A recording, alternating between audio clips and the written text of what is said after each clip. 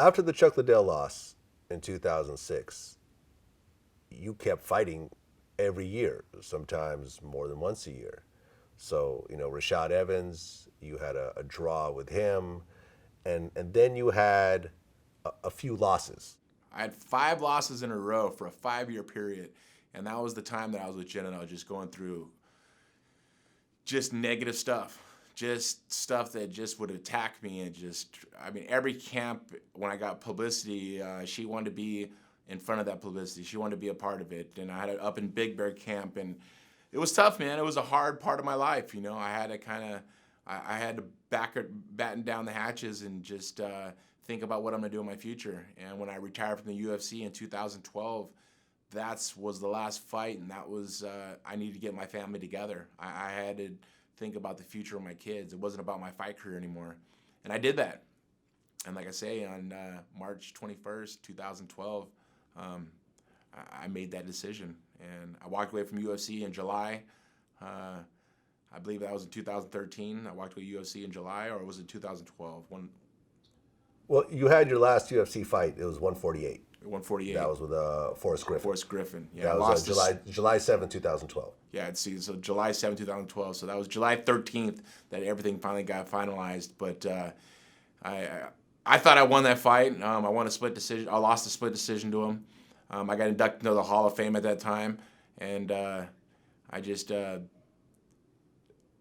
I lost myself, man. It wasn't fun to train anymore. It wasn't fun to get in the cage and fight anymore. It was a hassle. It was just hard work. I was always getting degraded by my girlfriend or getting degraded by the president of the UFC, Dana White.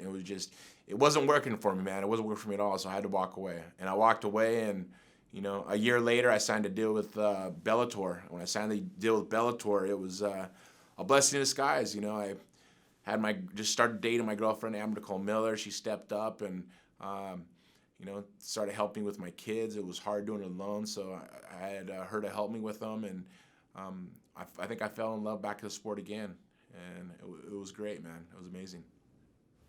Well, UFC is the biggest MMA organization on earth.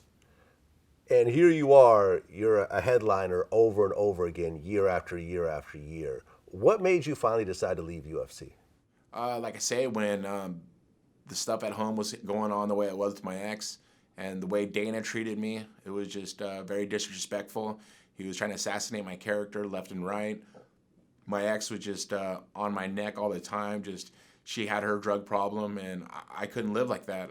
I was just deteriorating as a person, and I had loss after loss, and I was just like, you know what? I need to move on. I need to get away from this.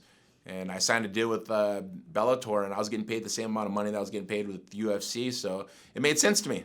It made good sense to me.